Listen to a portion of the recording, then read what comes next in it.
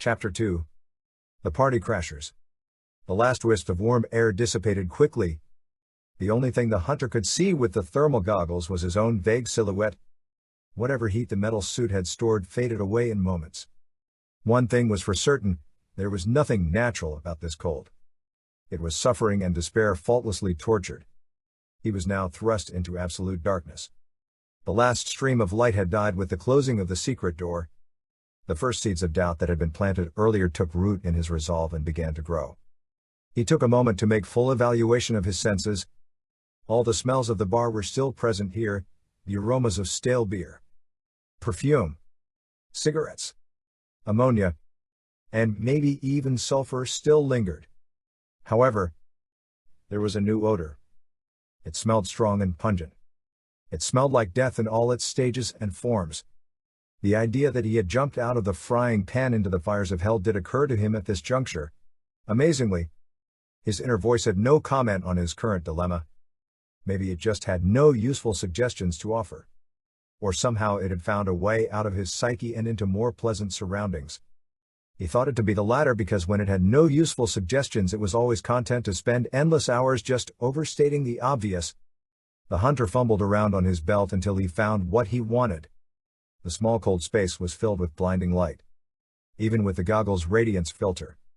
It required a moment for his eyes to adjust. Shining the beam of the flashlight against the back of the sliding panel, he saw the knothole button pushed a long narrow rod. Not knowing if knocking the rod down would open or lock the door, he decided to try ripping it from the wall. He was pulling hard with his gloved hand when he heard a sound from below. What sounded like a slide and slap caused him to aim the flashlight down the steps. Spinning quickly, he turned, drew the knife and opened it with one easy, well-practiced motion. He could see no movement, but there was a sticky red path. He remembered the blood trail that had led him here. He took a moment to examine his handiwork before proceeding. The rod did not break, but it had bent enough to lend a little optimism to the lone hunter. The sound came again. First, a sliding sound that brought to his mind an image of a duffel bag being dragged across concrete. The slapping sound had no mundane point of comparison. However, it had a respectable DOSOM rating. The hollow sound was magnified by the impact it made with the cold rough stone of the uncomfortably tight stairway. Moving cautiously, he descended in the direction of the sound and the smell of unpleasant things. He moved tactically with the large knife at the ready. Step after step, he went deeper into the earth. Did people in China say dig until you reach New Jersey? He had never heard that particular phrase, but if he ever got out of here, he would ask about it. The path was disorientating to him. The winding stairs seemed to go down forever. He could not tell if he was getting closer to the sound or if it was growing more distant. The echoes were confusing his ears, almost as much as the winding stairs confused his eyes. The sliding sound continued even after the slaps seemed to have ended. The hard stone of the spiral staircase hurt his wounded foot with every step. Following horrific sounds in the direction of the smell of death should always give one cause for reflection. At times like this, you may desire to evaluate your decision-making methods. If you find yourself in situations like this on a regular basis, well, you may wish to stop into the nearest mental health clinic and inquire about a prescription for Thorazine and padded accommodations. If not, there may just be an organization looking for you. He could not remember how many steps he had taken. Was it dozens or hundreds? He couldn't even estimate. The hunter was becoming certain that he was on Escher's ever-descending staircase. The effect of not being able to see either the top or the bottom of the stairway gave him a strange sense of vertigo. The further he descended, the tighter the walls became. And the steps seemed to be shrinking as well. The crude and rough steps in the entire passage were cut straight through the hard bedrock. The dark igneous rock that surrounded him absorbed the light he projected. The black stone radiated cold. He stopped for a moment and touched it with his gloved hand. Even through the metal glove, the rock felt cold. He thought it was draining his body heat and life all at the same time. Now he wished he would have stayed and witnessed what was coming through door number 1, or perhaps tried door number 3. A guarded back door seemed like a better option than this. No back door was worse than this, a dead end was preferable to a stairway to hell. The darkness always just outside of the bright beam of light looked like the shadows of demons. No matter how fast he pursued them with the bright point of light, they stayed just out of reach. He began to count the steps as he went further and further down. He decided counting the steps was not a good idea, and gave up the effort at 97.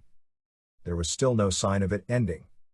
Moving faster caused him to bounce off the cold walls time and again. His armor caught and snagged on the jagged rock.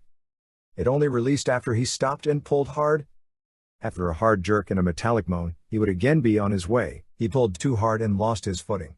Luckily, the ground was there to catch him. The rock was unforgiving as he struck his head. Just touching the stone seemed to eat away at his resolve. Thoughts of the futility of his life and his ambitions soon found their way into his mind. His desperate psyche claimed his life was meaningless. There was no one to love him. There wasn't even anyone to mourn him when he was gone. Everyone he cared about had died. His mother and father had died years ago when she had still needed them. After that they had only had each other to fill the void left by their loss, but that time was too short. Now that she was gone, he had only one thing. Revenge. Revenge was the furnace in which he slowly incinerated all his pain. Slowly it would all be consumed in the bright glow. It glowed bright as it burned deep inside of him, powering the engine that he had become. Nothing else mattered now, not his work, not his dreams, and certainly not his life. Not that there was much people would call a life. Disregarding the discomfort. He was now taking the steps 2 or even 3 at a time. The implausible finally happened. He found something he had ceased to believe in. If he would have found the Easter Bunny, the Tooth Fairy, and Santa playing cards, it would have surprised him less than what he discovered. He had stopped believing in all those other things when he was 6. He had only given up hope of finding the bottom of the stairs moments ago. However, his disbelief in the bottom of the steps was much stronger than his disbelief in all the other stuff. It had taken too much time and he knew that this was not an escape. He came around the corner and exited the narrow corridor. He was suddenly overwhelmed by the cavernous void he entered. It made him feel like a small child in a world of giants. Darkness here was not merely the absence of light. It had evolved into a tangible presence. In this place, the pallium was thin and tattered like old parchment that would turn to dust at the lightest touch. The darkness that had been slumbering for so long stirred. He could feel the malice searching with a somnolence. The chamber towered around him on all sides. He could not see the other side of the enormous void. The walls seemed strangely smooth, tracing the black walls with the beam of light. He followed it upward. It went higher and higher until the beam was lost. This place had been used for many dark deeds. The stones he treaded on were covered with what looked like dried blood. This place was no sewer. However, from the sickening smell it must have been connected to one. The purpose of such a subterranean structure was as unclear as who could have built it. He was examining the cylindrical arrangement of stones that formed the high walls when he stepped in something sticky. He used the flashlight to illuminate the blood trail. And it was then he remembered himself. The fresher blood stood out garishly from all the older contributions. He turned off the flashlight and used the goggles to scan the room. It appeared empty at first glance. Reigniting the light, he used the beam to follow the glistening trail created by the fresh blood. Far across the large chamber, he saw movement. The dark form was crawling. It must have been the male creature that had escaped him. It was moving very quickly. The lifeless thrashing of more than half its body reminded the hunter of an eel caught on land at low tide. His nose wrinkled as the foul odor grew overwhelming. The sewer was near. The hunter had a burning in his mouth at the thought of following it into the deep pipes full of human excrement. Turning, he hoped to catch him before he could immerse himself in the foul substance. Then another smell reached him. Cool fresh air. From the opposite direction. The sound of banging came down the stairs and he paused to evaluate with the introduction of this third variable. Whatever was banging the hell out of the sliding panel. The fact that he had one magazine of ammo and his pump-action shotgun was foobar. The choice was clear. The hunter cursed to himself at letting this abomination see another night. His assignment had been to find the kid. The 6 damned were just the gravy. The hunter, however, did not take the assignments for the sake of the mission. For him it was all about the gravy. Resigned to his decision, he gave the retreating form one last curse and limped as fast as he could towards the cool breeze. The panel must have given way because as he reached the junction of the tunnel he could hear the sounds of heavy boots on the steps. He followed the cool damp breeze for a few twists and turns. He passed dozens of X and T junctions, only hesitating a moment to catch the taste of the fresher air. The tunnel narrowed from its comfortable 10 feet to a nearly claustrophobic 5, and was little more than a pipe. His almost 6-foot-tall body was uncomfortable as he moved through the tight cylindrical passage. The feeling of hope that was growing in him when he determined that he was ascending was killed. As he turned the final corner and found the tunnel had come to a sudden conclusion, he turned off the light and listened. He could hear a single pair of footsteps pursuing him. They seemed to be coming closer than he thought. They were growing distant. With all the echoes down here, he could not tell. He backed quietly to the wall when he felt cold metal pushing into him. With the knife in his hand, he spun and ignited the bright beam of light. The rebar that protruded from the wall formed a crude ladder, shining the beam of the flashlight up. He thought he could see the top. He climbed as quietly as he could and tried to stifle his gasps of pain and discomfort, trying to distract his mind. He counted the rungs as he climbed. This had the opposite effect after he reached the 50th step, and he reignited his light to check his progress. His goal now seemed further than when he began. He renewed his fortitude and continued, vowing not to think of the top of the ladder again until he reached it. He was a machine. He was a beast. He was a Marine, was the mantra he spoke to himself in a low growl. The words took over and the action became too easy. For him, this was a way to turn off all but the most primal parts of his mind. The part of his mind that now took over had a limited vocabulary. Words like can't and shouldn't have no place here. He focused only on his task and time. Pain and confusion lost all their meaning. The climbing was exhausting and his muscles burned with the effort. The bag he carried was growing heavier as every moment passed. Dropping it was a possibility, as the equipment he would lose would not help him much if he died down here. However, the bag and the noise it would make if he dropped it would draw unwanted attention. He continued to climb as the debate raged in his head. He could hang the bag on one of the rungs he was climbing and, optimistically, he could return to retrieve it if he escaped. Things were growing fuzzy. The bag's nylon strap was pulling hard on his shoulder. He could feel it restricting blood flow. Every beat of his heart was painful and constricting. He did not know how much farther he could go. Regardless, his body was not giving in. It drove on without consulting his more advanced faculties. Legs lifted and arms pulled on and on. All the negative thoughts were as important to his body as the news on the radio was to a car driving down the highway. The thoughts were just irrelevant noise. He hit his head on something hard and cursed it for being in his way. In the utter darkness he struck out and the sound of metal hitting metal resounded. Cursing again, he used the beam of the light to illuminate the manhole cover. He had been so focused on his task that he had forgotten the goal. He smiled and used his hand to move the cover. The thing would not budge. Not an inch. He took a moment to rest and regain his fortitude. He could hear voices, and was unsure if they came from above or below. He pointed the beam of the flashlight down and was struck with an overwhelming feeling of vertigo. The bright beam could not reach the bottom of the ladder, and that fact was unnerving. Losing his grip on the top rung, he desperately fought for stability. Finally, he was able to loop his arm through the thick metal and he steadied himself. After he regained some level of composure, he tilted his head and closed his eyes and listened. He was now convinced the voices came from below. He positioned himself in a crouch just below the manhole cover and with all the force he could muster rammed his shoulder into the unyielding surface. This effort resulted in a deep groan that should have been a good sign. It would have been if the sound had come from the cover. 3 more efforts were made with the same result and a few more colorful phrases. He was about to start the long climb down when he saw a distant point of light below him. Silently, he offered a prayer, and with every muscle of his body, not to mention the idea of what awaited him below, he exploded upward. The curses came again, along with a few opinions of the origin of the cover and its makers. It may have been the curses, or it may have been the fear, or it may have even been the prayer he offered. It may have been a combination of all these factors.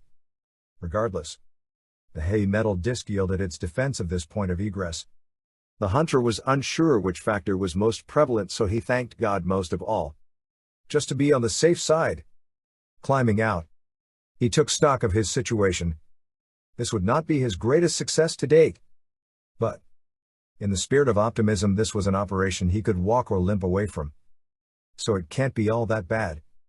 He looked around quickly and pushed the heavy metal cover back in place with his good foot and walked away fast. He'd reached into his duffel bag and pulled out his neatly folded jacket. He put it on over his ripped and tattered shirt. There was little he could do about the blood-splattered pants right now. He was spreading his entire genetic sequence every time his wounded foot hit the pavement. The police do not usually hunt hunters, with the actions more often than not attributed to inexplicable pranks. The damned may try to hunt hunters, but that was rarely fruitful. They often have the attention spans of moments, not hours. Walking casually was not easy in his condition, but he managed the best he could. He hurried as fast as he could and stuck to the shadows as much as he was able.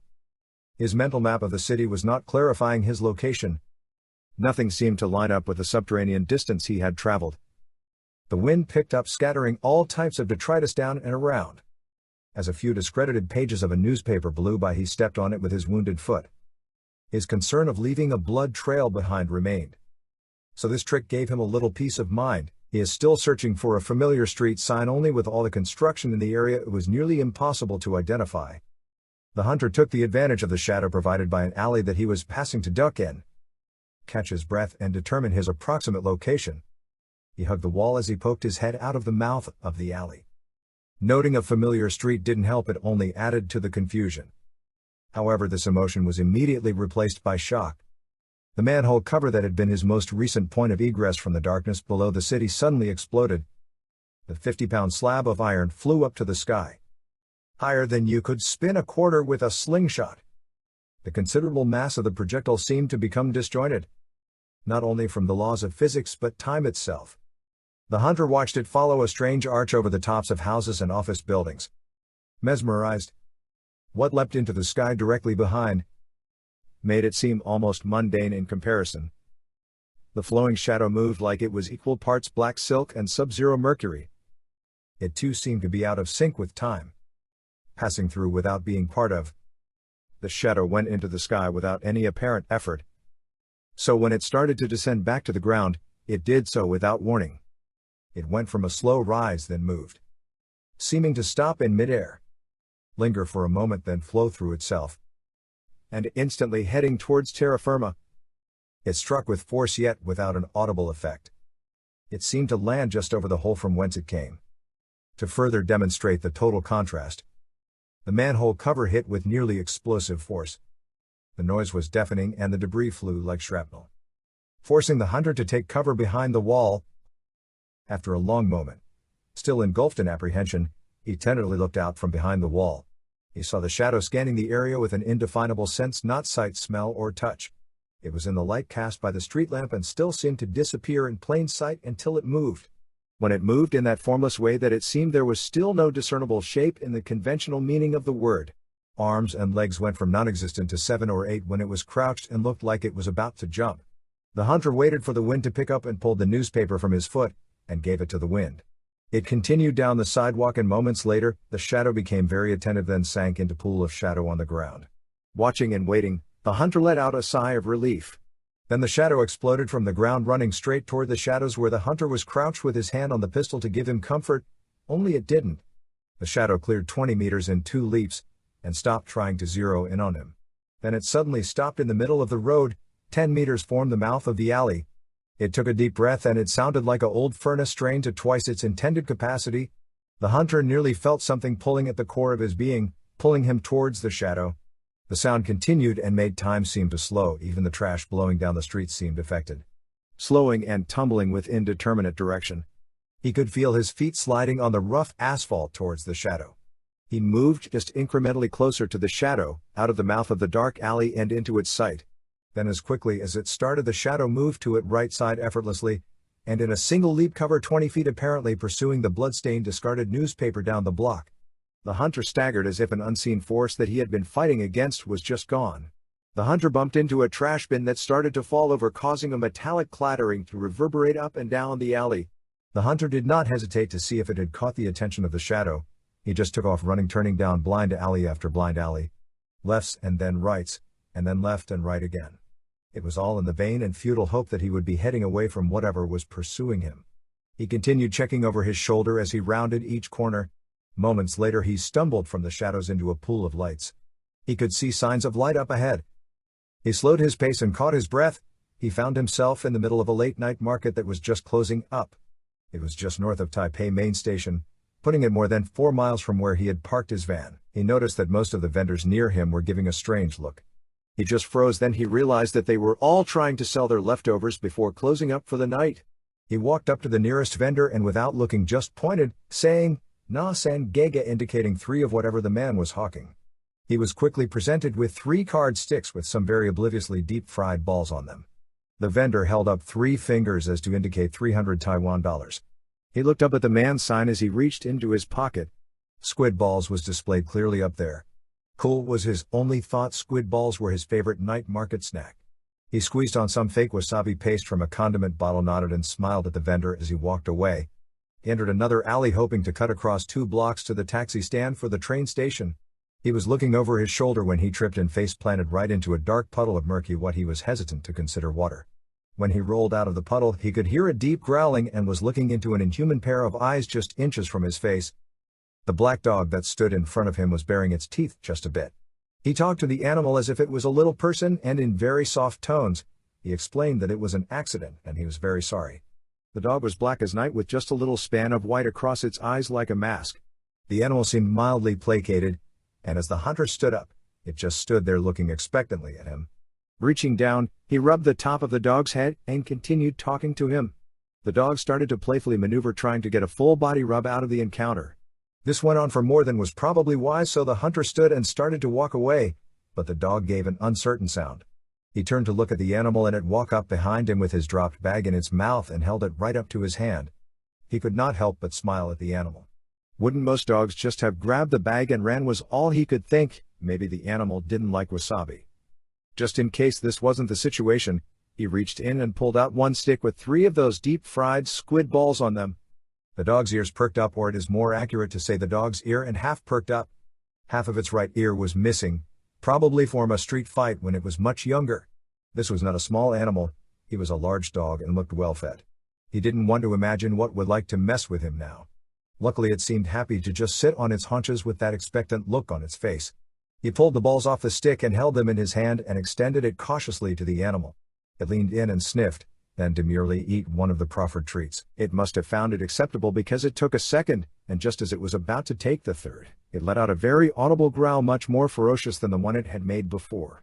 The hunter moved his hand away slowly as not to provoke any anonymity. The dog leapt at him and bit firm onto the arm of his jacket, but by some luck only caught the material of his windbreaker, and it started to pull him violently. The animal was dragging him deeper into the dark alley. It was pulling him just as fast as he could keep his feet. Regardless, this animal would have little effort dragged his lifeless core wherever it desired for convenient storage. Just then a cry came up to turn the blood cold. With that, the dog let go of the cheap satin of the windbreaker and his newest chew toy. It put its head up in the air and started sniffing vigorously, and apparently it didn't much like what it smelled. The dog turned and looked at the hunter. It tilted its head in the way dogs do when they encounter a human who is inept. You know, the curtains look better on the floor. That space needed a good urine stain, or run you fool. The dog ran past and was halfway down the alley before it noticed that the mentally deficient human was not behind him. The dog ran back to him and took his sleeve again and pulled insistently. The hunter was still frozen by the sound that came echoing from all directions. The dog took the role of the brains of the group and pulled him into the darkness. Something must have clicked because he began to follow man's best friend around corners and down side streets. A few times the dog stopped, nearly sending his human companion flying over him. The dog would stop to sniff the air and look towards the sky. Then it would either change direction or go forward a little more cautiously than before.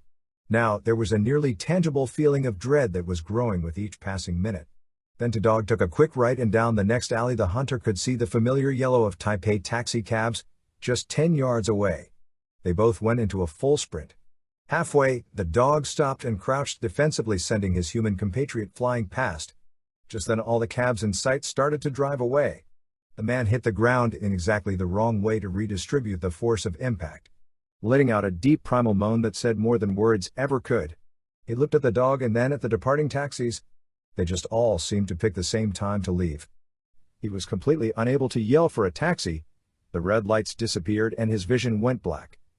The dog's barking became more insistent than ever before, grabbing him by the collar of his windbreaker, pulling him back into the alley. It was only then that he noticed that the darkness before him was rising up in front of him and moving exactly in the way that living things don't. The dog was a few meters away from the shadow, but not nearly far enough for anything resembling comfort. The shadow went into that incredibly disturbing approximation of a crotch. Just then, he grabbed for his weapon and shadows enveloped him. There was no peace and no comfort as he had always imagined. Just the same cold gut-wrenching fear of a moment before. No heavenly music or harps, just the deepest barking you could ever imagine. It seemed to take you like a tightness in your chest and work its way to your ears eventually.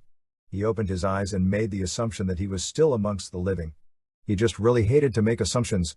You know, that whole making an ass thing. But as he looked towards the sound of the barking, the dog was standing between him and the shadow.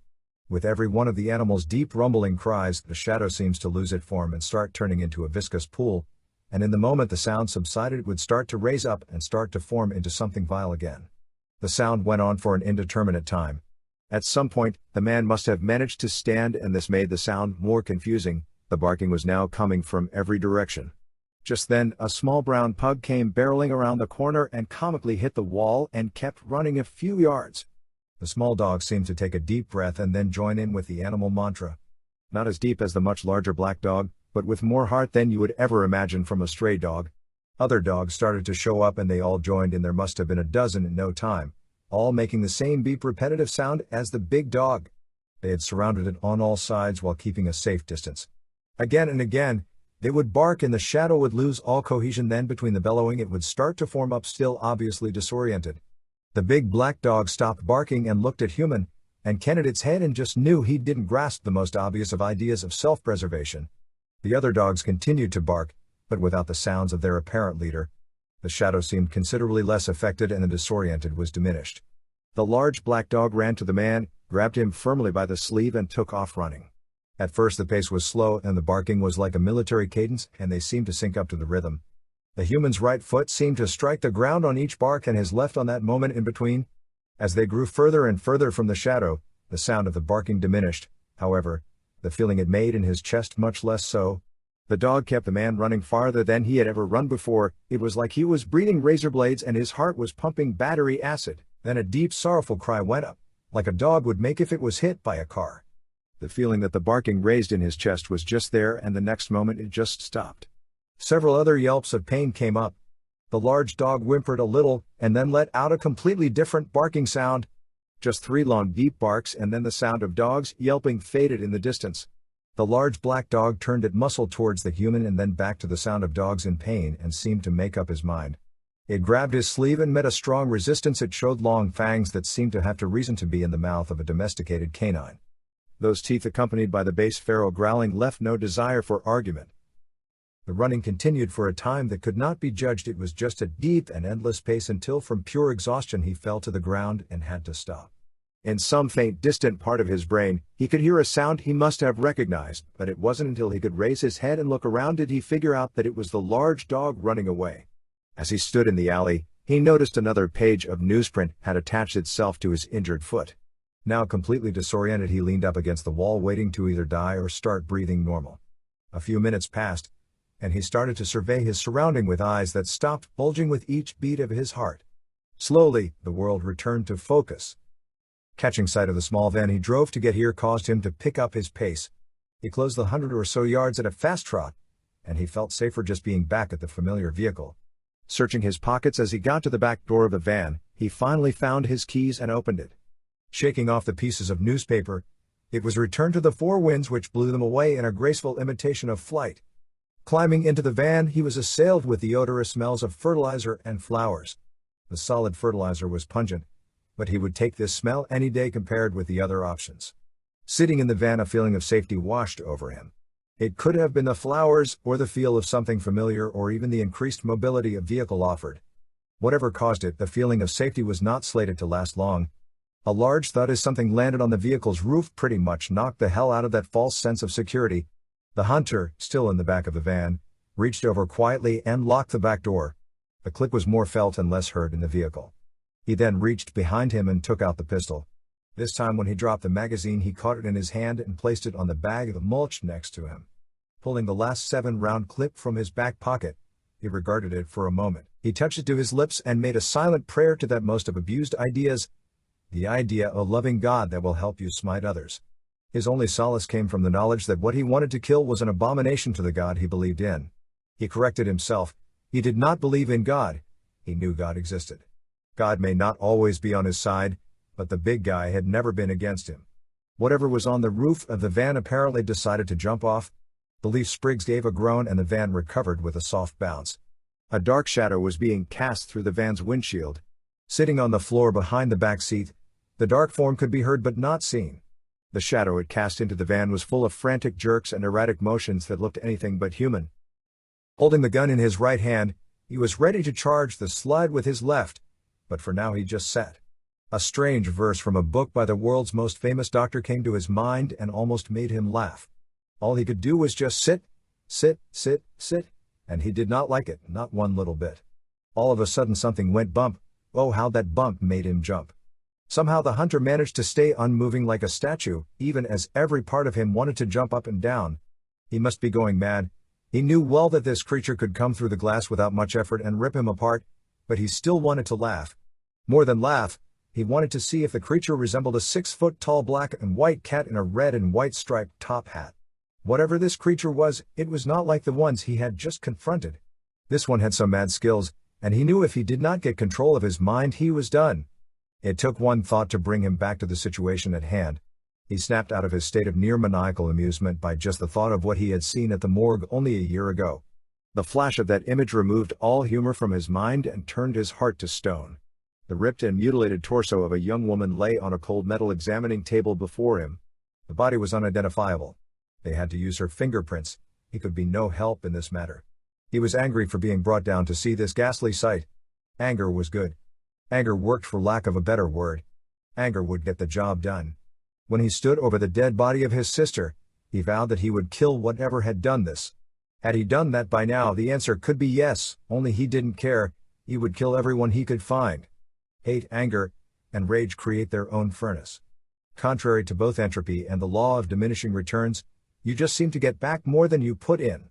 Anytime he felt run down, apathetic, or just wanted to have a normal night off and read some Dostoevsky or Joyce, the mental picture of his little sister laying dead on that cold steel slab came back. That is all it took to force him to go on. A wind blew, and the shadow's attention was diverted from the vehicle. It sniffed the wind, and then the disturbing shadow that was cast by the streetlight disappeared. He waited and counted to 10, thinking he possibly counted too fast, so he counted again. This time he did the 1001, 1002 method, all the way up to 1010. Then just to be on the safe side, he counted to 10 Mississippi, 1 Mississippi, 2 Mississippi, 3. He was about to start counting 1 hippopotamus when he felt completely ridiculous and decided to creep out from his hiding place. He closed his eyes and took a deep breath, and on the count of 10 hippopotami he emerged around the side of the single bench seat in the back of the van. 2 blocks down the street, he could just see the stairs leading down to the bar he had just left. He stayed crouched behind the seat, noting there were now 2 black sedans parked in front of the bar. Out of an alley, a shape like a man moved into the light. It jumped, leapt, and finally landed like a creature that spent its life on all fours. The dark form stood up straight as it grabbed what it was after. It had a piece of newspaper and brought the fluttering sheets to its face. Then, throwing it away in frustration, it let out a disturbing shriek. It stopped moving and the hunter struggled to see as it faded into the shadows near the sedans. Reaching into an inner pocket, the hunter took out a digital camera. He flicked the switch to video and touched the button to make it record. He sat half hidden, as the dark figure seemed to hover around the cars. It snapped, too, as a number of other figures came out of the bar and took to the street. This was something new. They moved in tactical formation, scanning windows, doorways, and vehicles with their scopes. Not to mention the high-powered weapons the scopes were attached to. After the 6 had secured the area, one of them raised a hand and signaled towards the pub. 2 more shadowy forms came out of the bar with a third slumping figure carried between them. The door to the car was opened and the unmoving form was whisked in. The door was closed as the vehicle sped away. The remaining men swept the street one last time, then piled into the last car. Loud music filled the van and the hunter jumped. He looked frantically for the source of the incredibly irritating voice of a pubescent Asian singer. A high-pitched Chinese ranting about love came from the black duffel bag. The foreigner dropped the digital camera and ripped the bag open. The flashing lights revealed the location and source of the disturbance as soon as the zipper was opened. The battery was ripped from the phone quickly, as were all the others, and silence reluctantly returned. The last man, who was about to get into the car, hesitated for just a moment. He looked down the street. He looked right at the van, or at least that is how the hunter felt, got and closed the door, and the vehicle departed. Cursing the combination of bad luck and his own stupidity, he retrieved the camera from the floor of the van and documented the exodus of the vehicles. Sunrise would be at 5:27 today, but with the thick dome of pollution that hung over the city, the Sunday may not be visible at all. He crunched the numbers and factors, and restlessly palmed the keys to the van. The buses start running at 5:30, and the parking tickets start being issued around 6:30. So he thought 5:45 would be a good time to make a getaway, or sooner, if the police showed up. Not knowing if there were any eyes still looking for people fleeing the area, he waited. He wanted a little more action on the street before he tried to leave. Waiting was never easy, but in this case it was the best option. Regardless, he hated waiting like this. Reminding himself he might have been watched was all he could do just to stop himself from bolting. The vehicle traffic had started up. Glimpsing at his watch every 5 minutes was not helping his anxiety. He overcame the need to check the time every 5 minutes with discipline and self-control. Now each time he checked his watch, 6.5 minutes had passed. Crawling under the seat, he reached up and put the keys in the ignition. Looking and waiting, he could see a little out the side view mirror of the van. He could not yet see what he needed, so he waited some more. The drone of the buzzer that let you know the keys are in the ignition was too loud and got on his nerves. In his excited state, the noise was like a drill burrowing deep into his brain. He could not take the sound anymore. He took the keys out after a minute and cursed for a while. Finally, he saw what he was waiting for in the passenger side mirror of the van. A city bus was driving up the street towards him. It seemed to be moving so slowly that he thought it would never arrive. After an incredibly long time, he could hear its engine. And moments later it was about to roll by. The big bus drove past, and he slid the keys in the ignition and turned them. The van starter motor grinded once and nothing. It grinded twice and a spark of life could be felt. He kept going, and the third revolution of the starter resulted in the motor kicking a bit. Damn it! The bus was passing and the sound of its large diesel engine was growing distant. He stopped, removed the key, and went back to doing nothing. The problem with doing nothing is it's a sure way for you to overanalyze every part of your life. The Chinese call this thinking too much, and it was never encouraged in Asian philosophy. He had been accused of thinking too much many times. Like most accusations, he was guilty of it much more than he was ever accused. It was his Persian flaw. If you are not familiar with the concept, please let me explain. A flaw is woven into every true Persian carpet. A very small intentional mistake is included in every rug. The idea is only God can make something perfect, so a mistake is weaved in to state that man was never perfect. In the hunter's mind, the very idea was flawed. If making something perfect makes you a god, then if you could do something perfectly you were a god, and the intentional mistake did not change a thing. He argued that no matter how beautiful a creation was, it was never truly perfect. The very idea that man could ever do anything perfectly was the sin of pride. If you include a mistake so something is not perfect, it is a statement that you could do it perfectly, and that was your sin. When this topic was discussed in his class, the resulting debate went on for over 3 hours. This was just one small example of how bad an idea it was for him to be idle for too long. Taking time to review your actions is a type of damnation all its own. You are punished by ideas, like should have, or could have, and the worst one of all is if. No matter how many times you run through what you did, you can never know what would have happened if. Once you start down the path of if, then if will become your life. If is only a small part of life. You should never let it take over or control your life. That is what Father Bellamita always said. This may not be ancient Catholic wisdom. The good father may have picked it up from a movie or two. The time had come again, and he started turning the key when the bus was a full length away. After 2 turns, the van's engine came to life. It only took a moment of calculation to decide he still had time to go. He jumped into the seat and dropped the automatic transmission into gear. He drove at a slow speed, accelerating until he was pacing the bus. He did this for half a block, and made a right turn down one of Taipei's very strange systems of alleys. The smaller streets created countless secret little communities inside of the city. No two areas were remotely similar, each had its own gods, temples, shops, culture, and even its own gangsters.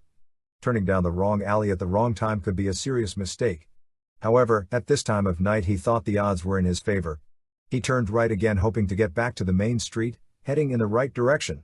He slammed on the brakes and slid to a stop, just inches from the car that was blocking the alley.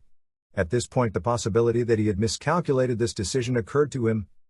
Excerpt from the GHASD travel tip number 3, meeting the locals and making new friends. In the dance, making friends is best done with the use of dismembered body parts and a few stray bolts of lightning. If the Baron von Frankenstein method of social networking appeals to you, there is no need for you to read any further. Congratulations, find the nearest rip in the pallium and jump in. For the others, it is best to treat any new friends with a pinch, or even better, a fistful of salt.